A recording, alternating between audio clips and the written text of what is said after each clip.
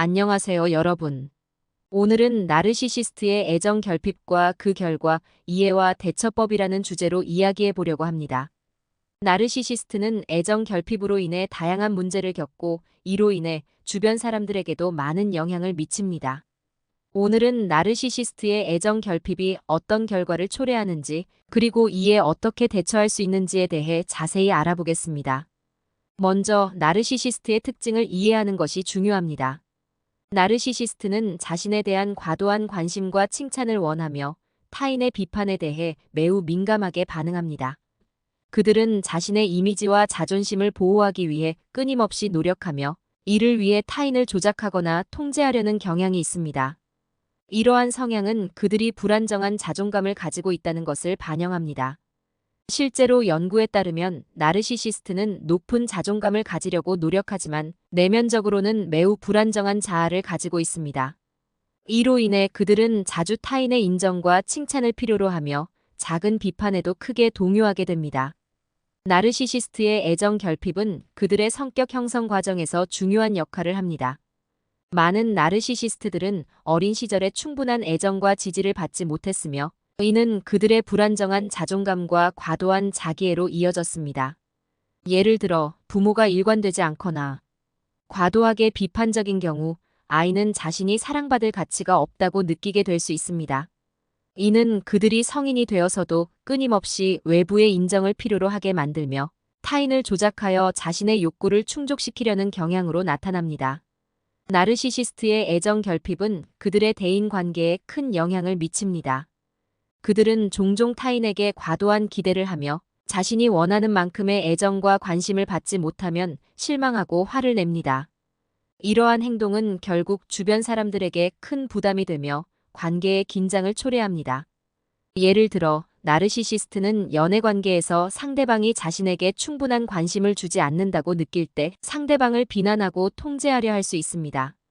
이는 관계의 질을 떨어뜨리고 상대방에게 정서적인 고통을 줍니다. 사례 연구를 통해 구체적인 예시를 살펴보겠습니다. 제니퍼는 남자친구 마이클과의 관계에서 많은 어려움을 겪고 있었습니다. 마이클은 전형적인 나르시시스트로 항상 제니퍼에게 과도한 애정과 관심을 요구했습니다. 제니퍼가 자신의 시간이나 공간을 필요로 할 때마다 마이클은 그녀가 자신을 충분히 사랑하지 않는다고 비난했습니다. 제니퍼는 마이클의 요구를 충족시키기 위해 노력했지만 이는 그녀에게 큰 스트레스와 피로를 초래했습니다. 결국 제니퍼는 마이클과의 관계를 끝내기로 결심했으며 오랜 시간 동안 그 상처를 치유하는 데 어려움을 겪었습니다. 통계적으로도 나르시시스트의 애정 결핍이 많은 사람들이 겪는 문제라는 것을 알 수 있습니다. 미국의 한 연구에 따르면 나르시시스트와의 관계에서 벗어난 사람들 중 상당수가 우울증, 불안장애, PTSD와 같은 정신 건강 문제를 겪고 있다고 합니다. 이 연구는 나르시시스트와의 관계에서 받은 상처가 장기적으로도 지속될 수 있음을 시사합니다. 그렇다면 나르시시스트의 애정 결핍에서 비롯된 문제를 어떻게 해결할 수 있을까요?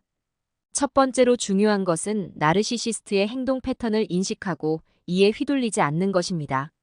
나르시시스트는 종종 상대방을 조작하고 통제하려 하며 이를 통해 자신의 욕구를 충족시키려 합니다. 따라서 그들의 행동을 인식하고 이에 감정적으로 반응하지 않는 것이 중요합니다.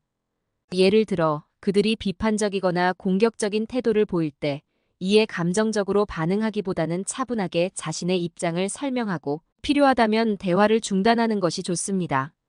이는 그들이 당신의 감정을 조작하려는 시도를 막는 데 도움이 됩니다. 두 번째로 중요한 것은 명확한 경계를 설정하는 것입니다. 나르시시스트는 종종 타인의 경계를 무시하고 자신의 욕구를 충족시키기 위해 타인을 조작하려는 경향이 있습니다. 따라서 그들과의 관계에서 명확한 경계를 설정하고 이를 지키는 것이 중요합니다. 예를 들어 그들이 당신의 개인적인 공간이나 시간을 침범하려 할 때 단호하게 거절하고 자신의 경계를 지키는 것이 필요합니다. 이는 그들이 당신을 조작하거나 통제하지 못하게 하는데 중요한 역할을 합니다. 세 번째로 중요한 것은 자신의 감정을 인정하고 받아들이는 것입니다. 나르시시스트와의 관계에서 겪은 고통과 상처를 부정하거나 억누르지 말고 이를 인정하고 표현하는 것이 중요합니다. 예를 들어 일기를 쓰거나 신뢰할 수 있는 친구와 대화하는 것이 도움이 될 수 있습니다. 이렇게 자신의 감정을 표현하면 그 감정을 보다 명확하게 이해하고 치유할 수 있는 첫걸음을 내디딜 수 있습니다. 네 번째로 중요한 것은 전문가의 도움을 받는 것입니다. 나르시시스트와의 관계에서 생긴 상처는 혼자서 해결하기 어려운 경우가 많습니다. 이럴 때는 심리 상담사나 정신과 의사의 도움을 받는 것이 중요합니다. 전문가의 도움을 통해 자신의 감정을 보다 깊이 이해하고 치유하는 방법을 배울 수 있습니다. 예를 들어 인지행동치료나 심리치료는 나르시시스트로 인한 트라우마를 치유하는 데 효과적인 방법입니다. 또한 나르시시스트와의 관계에서 벗어나기 위한 또 다른 방법은 자신을 돌보는 것입니다. 나르시시스트와의 관계에서 받은 상처와 스트레스를 치유하기 위해서는 충분한 휴식과 자기 돌봄이 필요합니다. 예를 들어 스트레스를 해소하기 위한 운동이나 취미 활동을 통해 자신을 돌보는 것이 중요합니다. 또한 건강한 식습관과 규칙적인 수면도 트라우마를 치유하는 데 큰 도움이 됩니다. 마지막으로 나르시시스트와의 관계에서 얻은 교훈을 바탕으로 자신을 성장시키는 것도 중요합니다. 나르시시스트와의 관계에서 겪은 어려움과 고통을 통해 자신을 돌아보고 보다 성숙하고 강한 사람이 되는 기회로 삼는 것이 중요합니다. 예를 들어 자신을 더 잘 이해하고 자신의 감정과 욕구를 명확하게 표현하는 방법을 배우는 것이 도움이 될 수 있습니다. 또한 나르시시스트와의 관계에서 얻은 교훈을 바탕으로 앞으로의 관계에서 더 건강한 소통과 경계를 설정하는 것이 중요합니다. 이제 우리는 나르시시스트의 애정 결핍에서 비롯된 문제를 해결하기 위한 구체적인 방법들을 더 자세히 알아보겠습니다. 먼저 나르시시스트와의 관계를 끝내기로 결정했다면 이는 매우 용기 있는 결정입니다.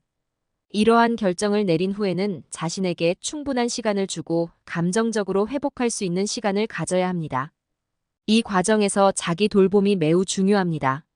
예를 들어 취미 활동을 즐기거나 자연 속에서 시간을 보내는 것 등이 도움이 될 수 있습니다. 또한 전문가의 도움을 받는 것은 매우 중요합니다. 심리 상담사는 여러분이 겪은 감정적 학대를 이해하고 이를 극복할 수 있도록 도와줄 수 있습니다. 그들은 여러분이 감정을 처리하고 자존감을 회복하는 데 필요한 도구와 기술을 제공할 수 있습니다. 상담을 통해 자신의 감정을 더 깊이 이해하고 이를 건강하게 표현하는 방법을 배울 수 있습니다. 나르시시스트와의 관계에서 벗어난 후에도 그들이 남긴 상처는 여전히 여러분의 삶에 영향을 미칠 수 있습니다. 이럴 때는 긍정적인 관계를 유지하는 것이 매우 중요합니다. 신뢰할 수 있는 친구나 가족과의 관계를 통해 정서적인 지지를 받고 자신의 감정을 공유하는 것이 중요합니다. 이들은 여러분이 힘들 때 지지해 줄 수 있는 중요한 사람들이며 그들과의 관계를 통해 자신감을 회복할 수 있습니다. 또한 나르시시스트와의 관계에서 얻은 교훈을 바탕으로 자신을 성장시키는 것도 중요합니다.